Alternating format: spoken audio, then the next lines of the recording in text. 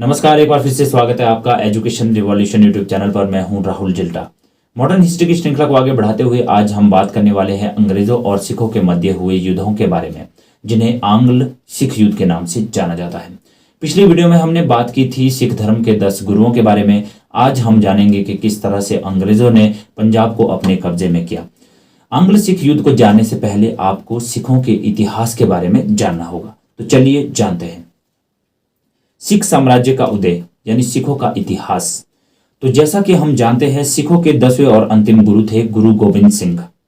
इनके अगर समयकाल की बात करें 1675 से 1699 इनका समयकाल था और इन्होंने खालसा पंथ की स्थापना की थी। ये हम पिछली वीडियो में भी बात कर चुके हैं। और गुरु प्रथा को समाप्त कर 5वें गुरु अर्जुन देव द्वारा स्थापित गुरु ग्रंथ साहिब को ही अगला गुरु बताया। तो 5वें जो गुरु थे अर्जुन देव, उनके द्वारा जो गुरु ग्रंथ साहिब की स्थापना की गई थी उसको ही अगला गुरु इन्होंने बताया। गुरु गोविंद सिंह की हत्या गुल खान नामक पठान ने 7 अक्टूबर 1708 को की थी, ये भी याद रखना है। और मृत्यु से पहले इनके द्वारा बंदा सिंह बहादुर को एक हुक्मनामे के साथ पंजाब भेज दिया गया। इस हुक्मनामे में लिखा था कि आज से आपका यानी सिखों का नेता बंदा सिंह बहादुर होगा। तो चलिए, बंदा सिंह बहादुर के बारे में बात चल रही है तो इनके बारे में कुछ इंपॉर्टेंट पॉइंट जान लेते हैं। बंदा सिंह बहादुर को सिखों का राजनीतिक गुरु भी कहा जाता है। इंपॉर्टेंट पॉइंट है, याद रखिएगा। सिखों का राजनीतिक गुरु जो है बंदा सिंह बहादुर को कहा जाता है। इनके जन्म की अगर बात करें, कश्मीर में 27 अक्टूबर 1670 ईस्वी में पुंछ जिले के राजौरी गांव में हुआ था। इनके अगर वास्तविक नाम की बात करें, रियल नाम इनका था लक्ष्मण देव। इनको बचपन से ही कुश्ती और शिकार का बड़ा शौक था। तो इनके बारे में आपको मैं कुछ पॉइंट बताता हूँ यहाँ पर। जब ये 15 साल के थे तो इनसे जो है अनजाने में एक गर्भवती हिरण की हत्या या शिकार हो जाता है, जिससे ये आहत हो जाते हैं और अपना घर बार छोड़कर ये बैरागी बन जाते हैं। फिर इनकी भेंट होती है एक जानकी दास नाम के बैरागी से और उनके ये शिष्य बन जाते हैं। अपना नाम ये बदल कर रख लेते हैं माधो दास। और उसके बाद वहां से नांदेड़ चले जाते हैं। नांदेड़ में ये गोदावरी नदी के तट पर एक आश्रम की स्थापना करते हैं। तो चलिए इससे आगे बात करते हैं। 3 सितंबर 1708 को नांदेड़ में सिखों के 10वें गुरु गोविंद सिंह जी इस आश्रम में पधारते हैं और उन्हें सिख बनाकर उनका नाम बंदा सिंह बहादुर रख लेता है। ठीक है। गुरु गोविंद सिंह की मृत्यु के पश्चात बंदा सिंह बहादुर पंजाब गए और सिखों के अगले नेता बने। बंदा सिंह बहादुर और उनकी फौज ने सबसे पहले सोनीपत पर और उसके बाद कैंथल पर हमला किया। 12 मई 1710 को छोटे साहिबजादों यानी गुरु गोविंद सिंह के दोनों बेटे, जिनका नाम बाबा जोरावर सिंह और फतेह सिंह था, उनको शहीद करने वाले वजीर खान की इन्होंने हत्या कर दी थी 12 मई 1710 को और सरहिंद पर इन्होंने कब्जा कर लिया था। बंदा सिंह बहादुर का उद्देश्य पंजाब में सिख राज्य की स्थापना करना था और इन्होंने लोहगढ़ को अपनी राजधानी बनाया था। गुरु नानक और गुरु गोविंद सिंह के नाम के इन्होंने सिक्के भी चलवाए थे। मुगल बादशाह उस समय था फारुखसिर। तो फारुखसिर की फौज ने अब्दुल समद खान के नेतृत्व में इन्हें गुरदासपुर जिले के धारीवाल क्षेत्र के निकट गुरदास नंगल गांव में कई महीनों तक घेरे रखा था। बाद में खाने पीने की व्यवस्था न होने के कारण इनको आत्मसमर्पण करना पड़ा। तो 7 दिसंबर 1715 को इन्होंने आत्मसमर्पण कर दिया। उसके बाद फरवरी 1716 को 794 सिखों के साथ बंदा सिंह बहादुर को दिल्ली लाया गया, जहां पर 5 मार्च से 13 मार्च तक रोज 100 सिखों को फांसी दी जाती थी। तो काफी भयानक ये दृश्य था। 16 जून 1716 को फर्रुखसिर के आदेश पर बंदा सिंह तथा उनके मुख्य सैनिक अधिकारी जो थे उनके शरीर के टुकड़े टुकड़े कर दिए गए, यानी उनको मार दिया गया। तो चलिए जानते हैं मरने से पहले बंदा सिंह बहादुर के द्वारा किए गए कुछ कार्यों के बारे में। कृषकों को बड़े जमींदारों की दास्ता से मुक्ति दिलाई थी इन्होंने। इनके राज में मुसलमानों को पूर्ण धार्मिक स्वतंत्रता थी। इनकी स्वयं की सेना में 5000 मुस्लिम सैनिक थे। ये आप यहीं से अनुमान लगा सकते थे कि जो मुसलमान थे आपको उनको पूरी की पूरी स्वतंत्रता दे रखी थी। बंदा सिंह बहादुर के पश्चात अगर हम बात करें तो अच्छे नेतृत्व की कमी के कारण सिख कई छोटे छोटे टुकड़ों में बंट गए थे। उसके बाद 1748 में नवाब करतूर सिंह की पहल से सारी जितने भी सिखों की टुकड़ियां थी उनका एक दल खालसा में विलय हो गया था। इस दल खालसा का नेतृत्व जस्सा सिंह आहलूवालिया को सौंपा गया था। बाद में इसे 12 दलों में विभाजित कर दिया गया था और हर एक दल को मिसल कहा गया। मिसल अगर हम बात करें अरबी शब्द है जिसका मतलब होता है बराबर। ठीक है। तो इन सभी मिसलों में सबसे प्रमुख था शुक्रचक्य मिसल। ठीक है, जो शुक्रचक्य मिसल थी वो काफी प्रमुख थी। इसके अगर मुखिया की बात करें तो महासिंह जो है इसके मुखिया थे, जो कि आगे हम बात करेंगे। इनके जो बेटे थे महाराजा रंजीत सिंह, उनके बारे में हम बात करते हैं नेक्स्ट। महाराजा रंजीत सिंह की अगर बात करें तो इनका जन्म 13 नवंबर 1780 को गुजरावाला, वर्तमान जो आपका है ये पाकिस्तान में पड़ती है जगह, महासिंह के घर में हुआ था। तो 1798-99 में ये लाहौर के शासक बने। 12 अप्रैल 1801 को रंजीत सिंह ने महाराजा की उपाधि धारण की थी। ये भी इंपॉर्टेंट है, याद रखिएगा। गुरु नानक देव जी के वंशज ने इनकी ताजपोशी की थी। इन्होंने लाहौर को अपनी राजधानी बनाया और 1802 में ये अमृतसर की ओर चल पड़े। ठीक है, महाराजा रंजीत सिंह ने अफगानों के खिलाफ कई लड़ाइयां लड़ी और उन्हें पंजाब के पश्चिम की ओर खदेड़ दिया। ठीक है, यानी पश्चिम पंजाब की ओर उनको खदेड़ दिया, यानी अफगानिस्तान वाले इलाके में। महाराजा रंजीत सिंह के अगर राज्य की बात करें तो ये सूबों में बंटा हुआ था, जिसमें प्रमुख सूबे थे आपके पेशावर, कश्मीर, मुल्तान और लाहौर। अंग्रेजों की अगर बात करें तो अंग्रेज सिखों के बढ़ते राज्य से भयभीत थे तथा जिस कारण सिखों से संधि कर अपने क्षेत्र को सुरक्षित करना चाहते थे अंग्रेज। तो यहां पर सबसे पहली जो संधि होती है वो है अमृतसर की संधि, जो कि 25 अप्रैल 1809 को रंजीत सिंह और ईस्ट इंडिया कंपनी के बीच में होती है। उस समय था गवर्नर जनरल लॉर्ड मिंटो, लेकिन जो संधि हुई थी वो चार्ल्स मेटकॉफ के नेतृत्व में हुई थी और संधि पर हस्ताक्षर भी चार्ल्स मेटकॉफ ने ही किए थे। इस संधि में क्या क्या शर्तें थी? इस संधि से सतलुज के पूर्व का भाग अंग्रेजों के हाथों में आ गया तथा सतलुज रंजीत सिंह के राज्य की पूर्वी सीमा बन गई। जितने भी सतलुज नदी के पूर्व वाला एरिया था वो अंग्रेजों के हाथों में आ गया और जो आपकी सतलुज नदी थी वो रंजीत सिंह के राज्य की पूर्वी सीमा बन गई। महाराजा रंजीत सिंह के दो प्रमुख मंत्री थे, फकीर अजीजुद्दीन जो विदेश मंत्री थे और दीनानाथ जो कि वित्त मंत्री थे, यानी फाइनेंस मिनिस्टर। आगे बात करते हैं यहाँ पर शाह शुजा की। शाह शुजा जो कि एक अफगानी अमीर था, अपने दोस्त मोहम्मद से हारकर कश्मीर में ये पनाह लेकर रह रहा था। उसको कश्मीर के सूबेदार आतम मोहम्मद ने शेरगढ़ के किले में बंदी बना रखा था। तो कोहिनूर हीरा वो महाराजा रंजीत सिंह को शाह शुजा की पत्नी वफा बेगम ने दिया था। क्यों? इनकी रिहाई के बदले। ठीक है, क्योंकि जो आपका शाह शुजा था उसको कश्मीर के सूबेदार आतम मोहम्मद ने शेरगढ़ के किले में बंदी बना रखा था। उसकी रिहाई के बदले में वफा बेगम ने जो है कोहिनूर हीरा महाराजा रंजीत सिंह को दिया था। 27 जून 1839 में महाराजा रंजीत सिंह की मृत्यु हो जाती है। उसके बाद इनके उत्तराधिकारियों में इनके 3 पुत्र मुख्य थे। पहला था महाराजा खड़क सिंह, 1839 से 40 तक इसका शासनकाल रहा।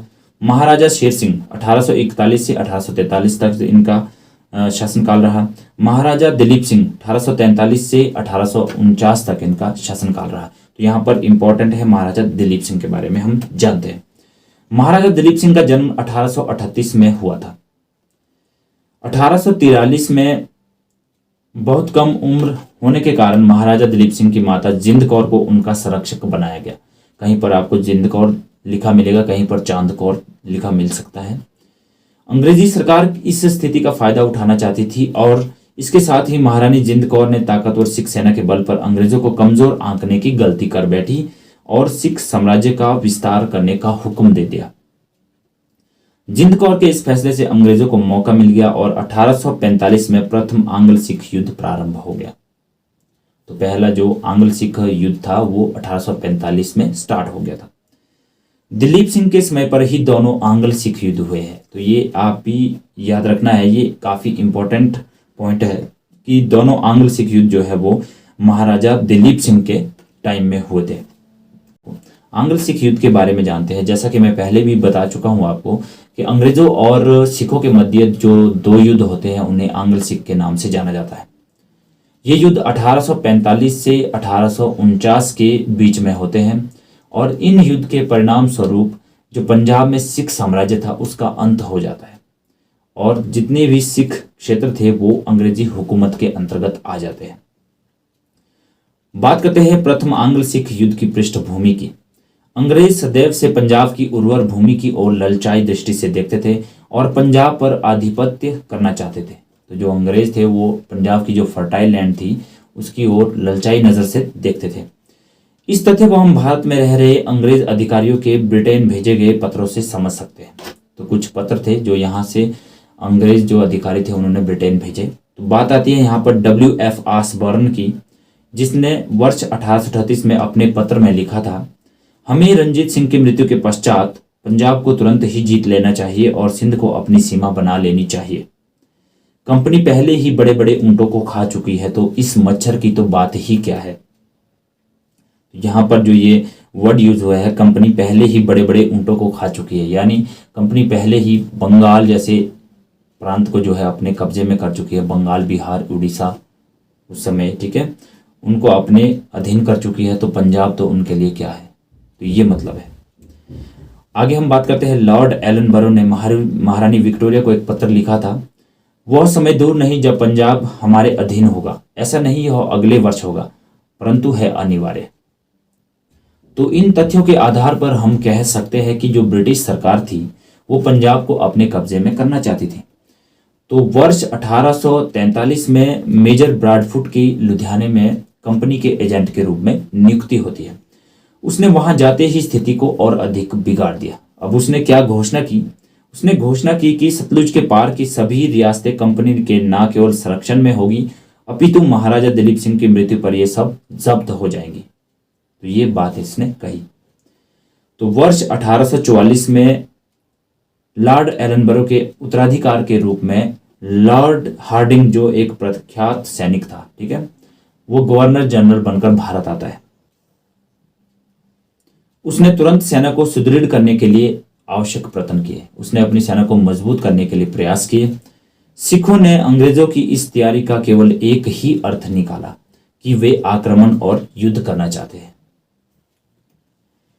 आंग्ल सिख युद्ध के प्रारंभ होने में रानी जिंद कौर का भी सहयोग रहा, क्योंकि राजा रणजीत सिंह की मृत्यु उपरांत खालसा सेना की शक्ति काफी बढ़ गई थी और रानी जिंद कौर का उस पर अधिक नियंत्रण नहीं रह गया था।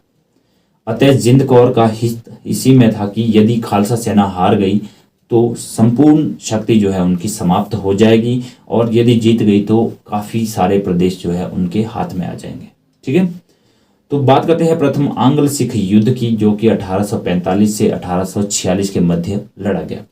11 दिसंबर 1845 को सिख सेना ने हरिके और कसूर के बीच सतलुज नदी को पार किया और 13 दिसंबर 1845 को लॉर्ड हार्डिंग ने युद्ध की घोषणा कर दी और आदेश जारी किया कि महाराजा दिलीप सिंह के राज्य का वह भाग जो सतलुज नदी के बाईं ओर है वह अब अंग्रेजी राज्य में मिलाया जाता है, क्योंकि इससे पहले जो आपकी अमृतसर की संधि हुई थी उस समय जो आपके सतलुज नदी के पूर्व वाले जो एरिया था वो अंग्रेजों को दिया गया था, लेकिन जो उसका आपका पश्चिम की ओर यानी बाईं ओर जो एरिया था वो महाराजा रंजीत सिंह का एरिया था। ठीक है, तो यहाँ पर जो है महाराजा दिलीप सिंह के उस भाग की बात की जा रही है जो सतलुज नदी के बाईं ओर है, अब वो अंग्रेजी राज्य में मिलाया जाता है। तो इस दौरान 5 बार दोनों सेनाएं आमने सामने आती हैं।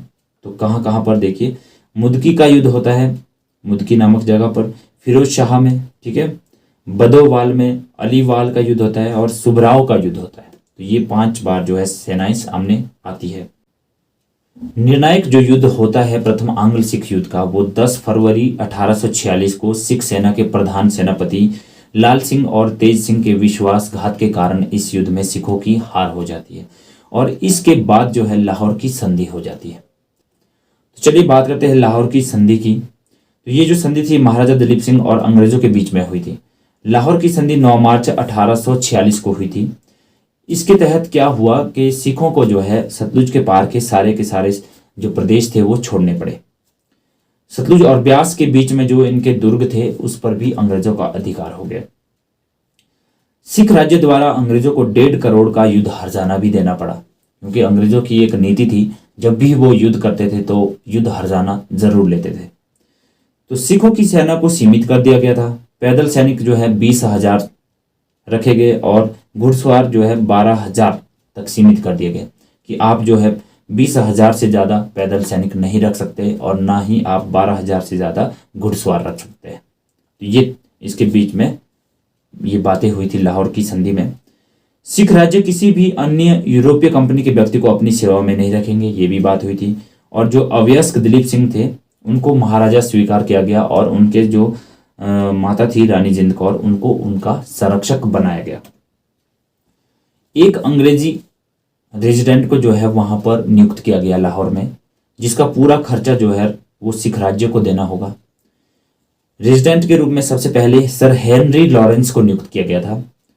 अंग्रेजी सेना खालसा दरबार के खर्च पर 1846 के अंत तक लाहौर में ही रहेगी, ये भी बात हुई थी। सिखों का प्रसिद्ध कोहिनूर हीरा भी इसी युद्ध के बाद महारानी विक्टोरिया को भेज दिया गया था। तो ये भी इंपॉर्टेंट पॉइंट है। तो चलिए आगे बात करते हैं द्वितीय आंग्ल सिख युद्ध की पृष्ठभूमि के बारे में। लाहौर की संधि के पश्चात शीघ्र ही अंग्रेजों का वास्तविक मकसद सामने आने लगा था। लाल सिंह को एक जांच में दोषी करार देकर राज्य से निर्वासित कर दिया गया था और लाहौर का शासन एक प्रतिनिधिमंडल को सौंप दिया गया।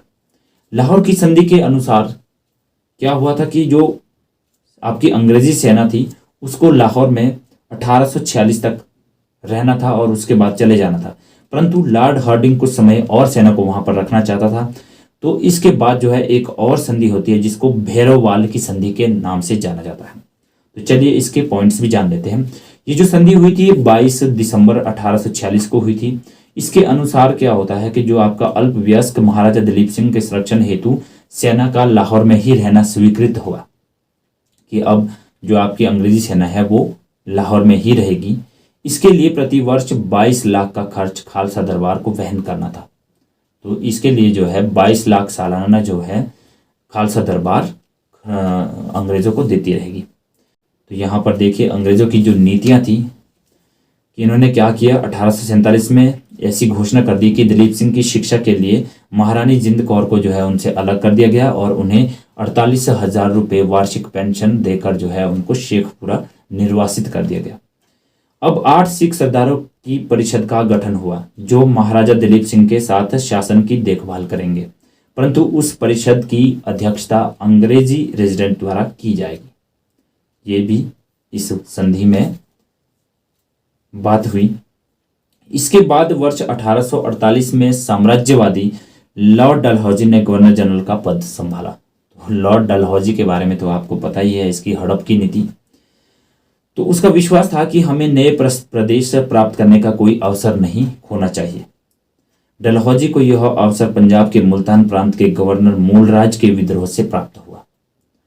तो जो समय मुल्तान प्रांत का जो गवर्नर था मूलराज, उसके विद्रोह से जो है उसको ये अवसर प्राप्त हो गया। तो चलिए बात करते हैं द्वितीय आंग्ल सिख युद्ध की, जो कि 1848 से 1849 के मध्य में हुआ। मुल्तान के गवर्नर मूलराज के विद्रोह को दबाने के लिए अंग्रेजी सेना ने फिर से सिख साम्राज्य पर आक्रमण कर दिया। इस युद्ध के दौरान 2 मुख्य लड़ाइयां लड़ी गई। पहली लड़ाई जो है चिलियावाला की लड़ाई के नाम से जानी जाती है, जिसमें सिख नेता शेर सिंह और अंग्रेजी कमांडर गफ आमने सामने आए। ये युद्ध अनिर्णायक रहा, पर इसमें अंग्रेजों को भारी क्षति भी हुई। ठीक है। दूसरी जो लड़ाई हुई गुजरात में, जिसको तोपों के युद्ध के नाम से भी जाना जाता है, इसमें चार्ल्स नेपियर के नेतृत्व में 21 फरवरी 1849 को ये गुजरात में लड़ी गई, जिसको तोपों के युद्ध के नाम से जाना जाता है। इसमें सिख बुरी तरह से हार गए थे। इसके बाद लॉर्ड डलहौजी के द्वारा 29 मार्च 1849 को एक घोषणा के द्वारा संपूर्ण पंजाब को अंग्रेजी राज्य में मिला लिया गया। दिलीप सिंह और उनकी माता जिंद कौर को 50,000 पाउंड की वार्षिक पेंशन देकर लंदन भेज दिया गया। तो ये था आज का टॉपिक। अगर आपको वीडियो अच्छी लगी हो तो वीडियो को लाइक करें, शेयर करें अपने दोस्तों के साथ। जल्दी मिलेंगे नेक्स्ट वीडियो के साथ, तब तक के लिए नमस्कार।